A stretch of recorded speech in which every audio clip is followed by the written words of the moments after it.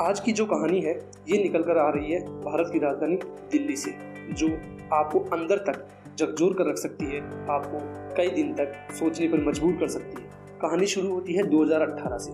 2018 में श्रद्धा नाम की एक लड़की जो महाराष्ट्र के पालघर की रहने वाली थी, वह मुंबई के मलाड में एक कॉल सेंटर पर काम करने लगती है। इसी कॉल सेंटर पर श्रद्धा की मुलाकात एक आफ्ताब नाम के लड़के से होती है और यही मुलाकात धीरे धीरे प्यार में बदलने लगती है और दोनों लिव इन में रहने लगते हैं। और जब आफ्ताब और श्रद्धा के घर वालों को इस चीज का पता लगता है तो वे इसका विरोध करते हैं और यही विरोध आफ्ताब और श्रद्धा को पसंद नहीं आता और वे दोनों अपने अपने घर वालों से दूरियां बनाने लगते हैं। फिर 8 मई 2022 को श्रद्धा और आफ्ताब दिल्ली आते हैं और यहीं कोई जॉब ढूंढने लगते हैं। आफ्ताब और श्रद्धा का एक कॉमन फ्रेंड जो दिल्ली के ही छतरपुर इलाके में रहता था, दोनों एक रात अपने दोस्त के पास बिताते हैं और वहीं छतरपुर में अपने लिए किराए का मकान लेते हैं। दिल्ली आने के बाद श्रद्धा आफ्ताब पर शादी का दबाव बनाने लगती है, पर हर बार आफ्ताब इस बात को टाल देता है और इसी बात पर दोनों के बीच झगड़ा शुरू होता है और बात बहुत ज्यादा बढ़ जाती है। उधर श्रद्धा के भाई और पिता बीच बीच में श्रद्धा के दोस्तों से उसका हालचाल पूछते रहते थे। श्रद्धा के दोस्तों से उन्हें पता चला कि दोनों दिल्ली में शिफ्ट हो गए हैं और यहीं अपने लिए नई जॉब ढूंढ रहे हैं। तभी सितंबर में श्रद्धा का एक दोस्त श्रद्धा के भाई के पास फोन करता है और कहता है कि 2-2.5 महीने से श्रद्धा का फोन बंद आ रहा है। ये बात सुनकर भाई घबराता है और अपने पिता को बताता है और फिर पिता घबराकर पालघर पुलिस स्टेशन में अपनी बेटी की गुमशुदगी की रिपोर्ट लिखवाते हैं।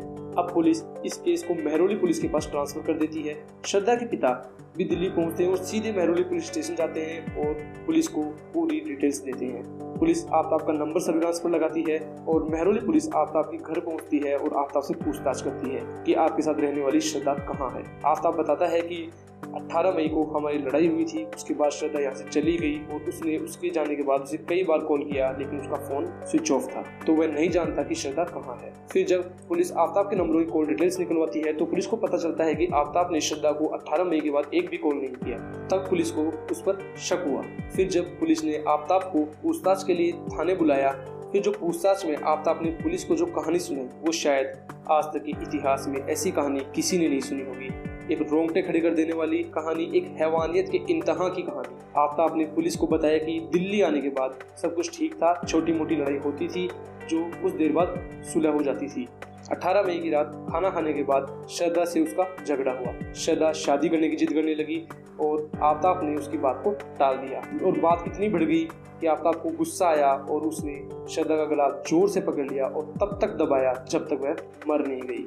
श्रद्धा को मारने के बाद आफ्ताब के सामने सबसे बड़ी चुनौती उसकी लाश को ठिकाने लगाने की थी और लाश को ठिकाने लगाने के लिए वह अगले दिन मार्केट में से एक फ्रिज, एक आरी और एक पिट्ठू बैग खरीदता है और यह सब सामान वह अलग अलग दुकान से खरीदता है ताकि किसी को शक ना हो और धीरे धीरे श्रद्धा की लाश के टुकड़े करता है और 1-2 टुकड़े नहीं बल्कि पूरे 35 टुकड़े, और इन टुकड़ों को बैग में भरकर दिल्ली के अलग अलग इलाकों में फेंक देता है। और ये दिल दहला देने वाला सिलसिला करीब 18 दिन चला। 18 मई से 5 जून तक ये घिनौना सिलसिला चला। तो दोस्तों, ये थी दिल्ली को दहला देने वाली कहानी जो शायद आपको सोचने पर मजबूर कर देगी। तो दोस्तों, अगर कहानी पसंद आए तो लाइक करें, शेयर करें और ऐसी ही क्राइम स्टोरीज को देखने के लिए चैनल को सब्सक्राइब करें। मिलते हैं अगले वीडियो में। धन्यवाद।